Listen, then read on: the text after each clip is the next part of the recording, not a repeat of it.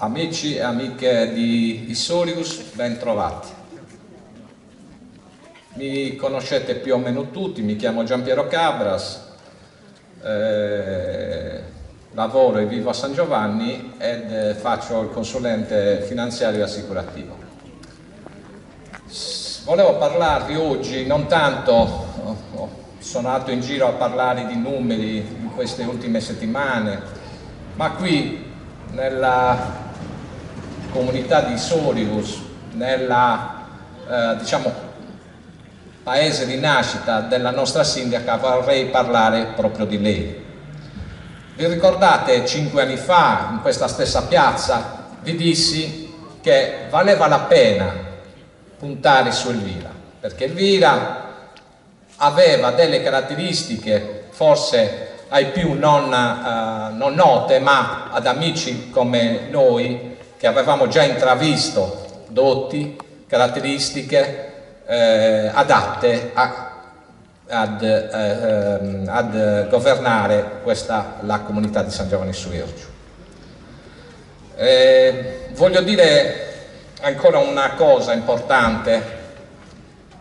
Elvira è una ragazza che è stata allevata tra di voi, quindi con principi sani, principi orientati verso il lavoro, il duro lavoro, il sacrificio, però una persona che è comunque abituata a stare tranquilla.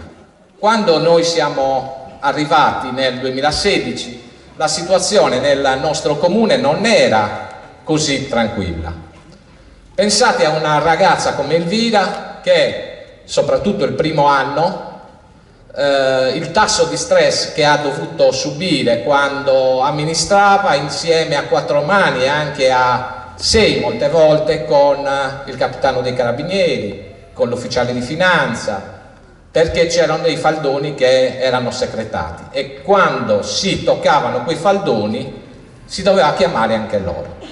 Quindi immaginate un po' lo stress che una ragazza come Elvira ha subito così di colpo in bianco. Non è una cosa facile, non era una cosa facile, non è stata una cosa facile.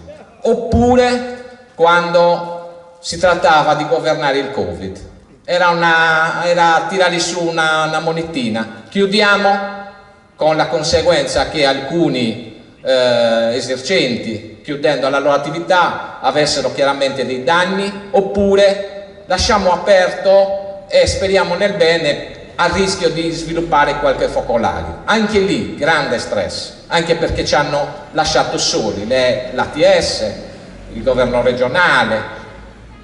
Sembrava qualche volta che ha detto governate voi, sapete voi, avete il polso della situazione voi. Quindi voglio dire un battesimo molto molto duro. E quindi voglio dire che ha dimostrato di avere le carte in regola non solo per aver governato in questi 5 anni, ma io credo che sia meritata anche il governo dei prossimi 5. Non vorrei tediarvi più di tanto, però un'ultima cosa. Di lei è saltato fuori che è una ragazza che non ha bambini. Voglio dire, e che comunque non avendo bambini poteva anche non capire problematiche familiari, eccetera, eccetera.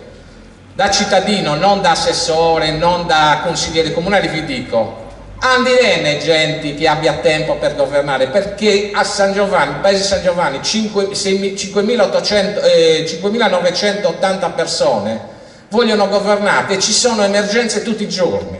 Non è andare lì a fare una passeggiata o a parlare delle cose più, bisogna mettersi a lavorare seriamente, ma non 5 ore al giorno, sempre. Ci sono emergenze a tutte le ore e ve lo possono testimoniare anche i genitori di Elvira, perché chiaramente veniva svegliata anche alle ore più impensate. Certo, voi dite, ma non ce l'ha detto il medico, d'accordo, però riconosciamo che lei, il gruppo, la maggioranza ha retto bene.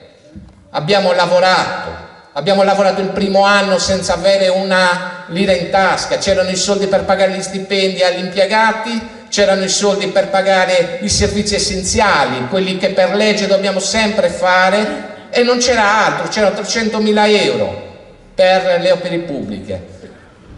300.000 euro per le opere pubbliche significa che se ci mettiamo ad asfaltare quel pezzo di strada probabilmente non bastano. Quindi noi le cose le abbiamo fatte anche con sacrifici, non avendo soldi, come si fa in tutte le famiglie quando c'è ristrettezza. Il primo anno abbiamo 100, prendiamo una cameretta e una scrivania. Secondo anno prendiamo il frigorifero e la televisione, e così si va avanti. E così abbiamo fatto nel paese. Abbiamo asfaltato strade, abbiamo fatto l'incentivazione, l'efficientamento energetico, abbiamo fatto una grossa opera pubblica al centro di San Giovanni destinata a decongestionare il traffico delle scuole, abbiamo fatto il pool, abbiamo fatto il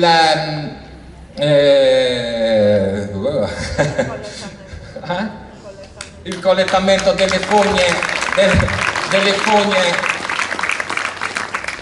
il collettamento delle fogne dell'asse Iscordeddas, Isimperas, Ispicius. Lavori ne abbiamo fatti, certo, sempre con la preoccupazione di bisogna progettare. Tenete presente che quando siamo andati nel 2016 noi non avevamo l'ufficio tecnico, non c'era nessuno che firmava atti. Il dipendente con una categoria più alta era la B, significa che ci vuole un C e un D per decidere. Era come una macchina senza il motore. Quando non c'è ufficio tecnico il comune è tutto bloccato.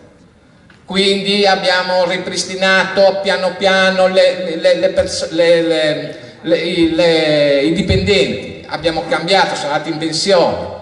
Grande lavoro anche lì, perché chiaramente chi entra non può sapere le cose subito, deve amalgamarsi con il resto, deve capire dove mettere le mani. Tutte queste difficoltà io non sto giustificando, però abbiamo fatto le cose che dovevamo fare e penso che abbiamo anche la coscienza pulita di aver fatto le cose per il paese. Io ora lascio la parola a Elvira, che ve la meritate tutti. Per il 10 e l'11 votateci, qua siamo a casa, quindi sapete bene dove votare e chi votare. Forza per la lista numero 2.